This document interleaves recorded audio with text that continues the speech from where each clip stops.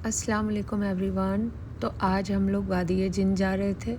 वादी जिन मदीने शरीफ में एक वादी है जहाँ पर कहते हैं कि ये पूरा वादी जो है ये जिनों के उसमें है। तो मगरिब के टाइम पे ये बंद भी कर दिया जाता है, रास्ता यहाँ पर कोई आता जाता नहीं है।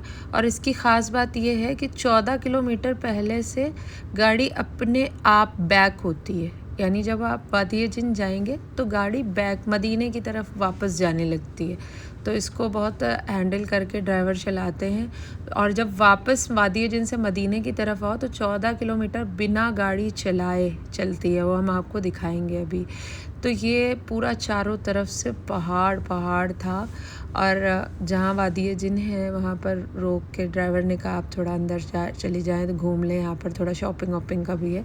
तो यहाँ से बच्चों के लिए हमने ऊँट लिए जो बहुत प्यारे प्यारे ऊँट हैं और ये बोलते हैं लब्बाइक अल्लाहुम्मा लब्बाइक बोलते हैं। ये बहुत सारी चीज़ें थी पर गर्मी ज़्यादा तेज़ थी, धूप तेज़ थी क्योंकि हम लोग सुबह के टाइम पे निकले थे तो ज़्यादा नहीं लिया, बच्चों के लिए लिया। अब ये देखिए बिना गाड़ी चलाए ये चल रही है 120 की स्पीड पे। 120 की स्पीड पे अपने आप गाड़ी चल रही, इतनी तेज़ गाड़ी चल रही थी कि मतलब बता नहीं सकते। बस वो उनको स्टीयरिंग पकड़ना इसलिए पड़ता है कि कहीं एक्सीडेंट वगैरह ना हो जाए, तो थोड़ा सा हैंडल करना पड़ता है। ये गाड़ी मतलब अपने आप चलती है वादी जिन में। तो लोगों से हमने सुना था कि यहाँ पर बॉटल रख दो तो वो भी अपने आप चलती है। तो ये ट्राई करने के लिए हमने बॉटल निकाला और रखा और देखिए एकदम सीधी रोड है और इतनी तेज़ बॉटल भाग रही थी, इतनी तेज़ भाग रही थी, मतलब आंखों देखा आप लोगों को बता रहे हैं।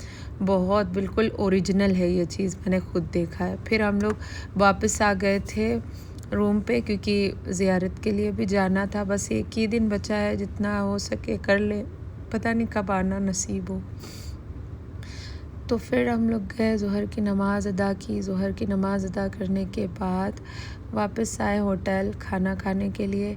खाना खाया और खाना खाने के बाद आज कोशिश ये करनी थी कि हमारी रियाजुल जन्ना में एंट्री हो जाए क्योंकि पूरी लोगों ने कहा था कि पूरी रात बैठोगी तो हो जाएगा। तो फिर खाना वाना खा के सो गए थे। इशा की नमाज़ पढ़ने के बाद फिर खाना खा के फिर हम निकल गए थे, ज़ियारत के लिए निकले थे क्योंकि आसिफ का तो अपॉइंटमेंट फ़िक्स हो गया था। यहाँ पर अपॉइंटमेंट लेनी पड़ती है रियाजुल जन्ना में नमाज़ अदा करने के लिए, तो वो चीज़ नहीं हो पाई हमारे साथ। बहुत अफसोस है इस चीज़ का, बहुत ज़्यादा कोशिशें करी पर नहीं हो पाया, मंजूर नहीं है और शायद ही कुछ भला हो इसमें।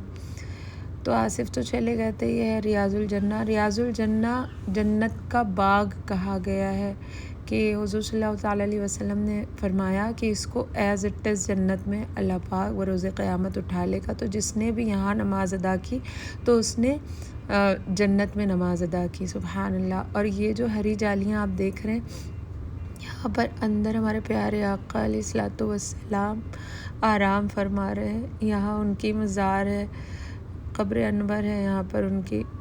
और मतलब हम तो नहीं देख पाए, आसिफ देख के आए हैं करीब से एकदम, यहाँ पर है। और इतना अच्छा लगता है, आसिफ बता रहे थे इतनी खुशबू आती है यहाँ पर। इस जाल से एकदम साफ अंदर मज़ार दिखती है। मतलब ऐसे ऐसे मंज़र हैं कि कुछ रह गए हैं तो ज़रूर दोबारा बुलाएंगे, तो इसीलिए रह गए हैं। जल्दी ही बुलाएं, बार बार बुलाएं, बार बार यहाँ आना चाहते हैं। या अल्लाह अज़्ज़ा वजल बार बार हम लोगों को इस दर की हाज़िरी नसीब करना। फिर खुशी में कि आसिफ की हाज़िरी हो गई है तो कुछ मीठा हम लोगों ने बांटा सबको, सब बहुत खुश हो के खा रहे थे। और ये आखिरी रात थी मदीने में। सुबह जुमे के बाद हम लोगों को निकलना था। बहुत सारी दुआएं की हैं सबके लिए कि या अल्लाह जिसने नहीं देखा उसको कम से कम एक बार दिखा दो, जिसने देखा उसको बार बार बार बार दिखाए।